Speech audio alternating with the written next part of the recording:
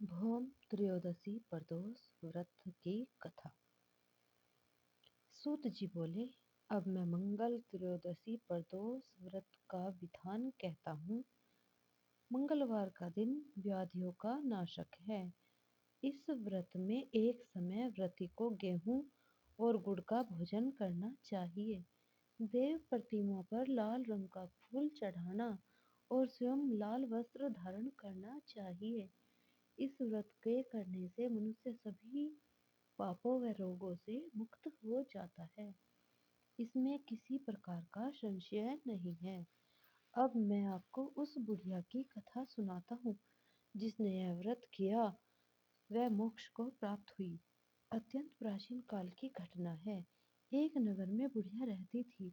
उसके मंगलिया नाम का पुत्र था।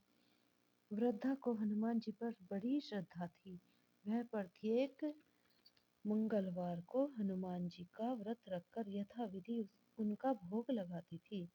इसके अलावा मंगलवार को न तो घर लीपती थी और न ही मिट्टी खोदती थी। इस प्रकार से व्रत रखते हुए जब उसे काफी दिन बीत गए तो हनुमान जी ने सोचा कि चलो आज इस वृद्धा को की श्रद्धा की परीक्षा करें। वे साधु का वेश बनाकर उसके द्वार पर जा पहुँचे और पुकारा, है कोई हनुमान का भगत जो हमारी इच्छा पूरी करे? वृद्धा ने यह पुकार सुनी तो बाहर आई और पूछा कि महाराज क्या आज्ञा है? साधु वेशधारी हनुमान जी बोले, मैं बहुत भूखा हूँ, भोजन खाऊंगा, तू थोड़ी सी जमीन लीप दे। वृद्धा बड़ी दुविधा में पड़ गई। अंत में हाथ जोड़कर प्रार्थना की, हे महाराज, लीपने और मिट्टी खोदने के अतिरिक्त जो काम आप कहें वह मैं करने को तैयार हूँ। साधु ने 3 बार प्रतिज्ञा कराने के बाद कहा, तू अपने बेटे को बुला, मैं उसे औंधा लिटाकर उसकी पीठ पर आग जलाकर भोजन बनाऊंगा। वृद्धा ने सुना तो उसके पैरों तले की जमीन खिसक गई, मगर वह वचन हार चुकी थी।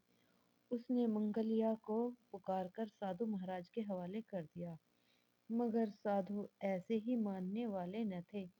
उन्होंने वृद्धा के हाथों से ही मंगलिया को औंधा लिटाकर उसकी पीठ पर आग जलवाई।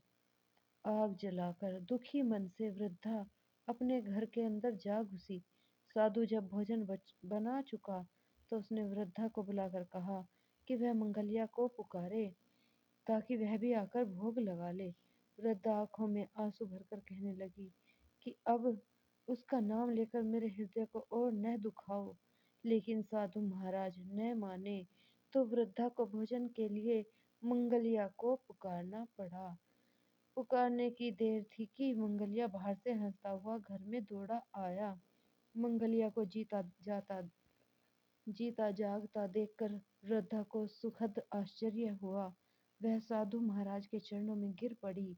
साधु महाराज ने उसे अपनी असली रूप के दर्शन दिए। हनुमान जी को अपने आंगन में देखकर वृद्धा को लगा कि जीवन सफल हो गया।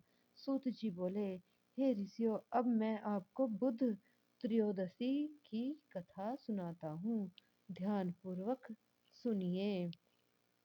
तो यह थी हमारी भौम प्रदोष व्रत की कथा, अर्थात मंगलवार की व्रत की कथा।